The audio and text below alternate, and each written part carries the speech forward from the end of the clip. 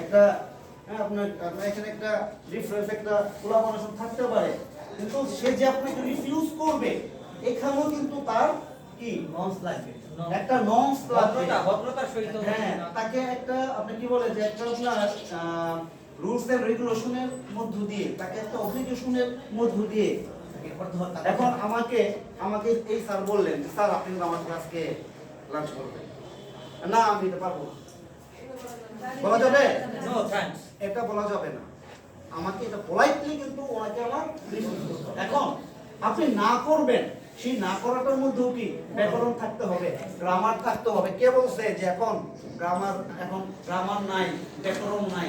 আছে। এরপর আমরা চলে যাব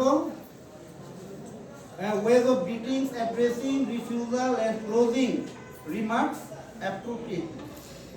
তাহলে এই যে আমাদের 3 নাম্বার ইন্ডিকেটরে আপনার চলে আসবে কি কি, এখানে চলে আসবে আপনার গ্রিটিংসটা, হ্যাঁ, পরে আপনার অ্যাড্রেসিং সম্ভাষণ, এরপরে আপনার চলে আসবে কি আপনার কোনো জিনিসকে প্রত্যাখ্যান, এরপরে আপনার চলে আসবে ক্লোজিং রিমার্কস, সে যোগাযোগটা সঠিকভাবে করতে পারছে কিনা।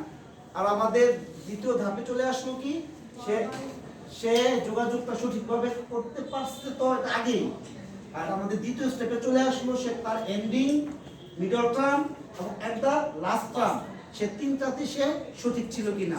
আর এখন চলে আসলো কি এক যোগাযোগ, first term, middle term, last term, এই আমাদের এগুলো থাকবে।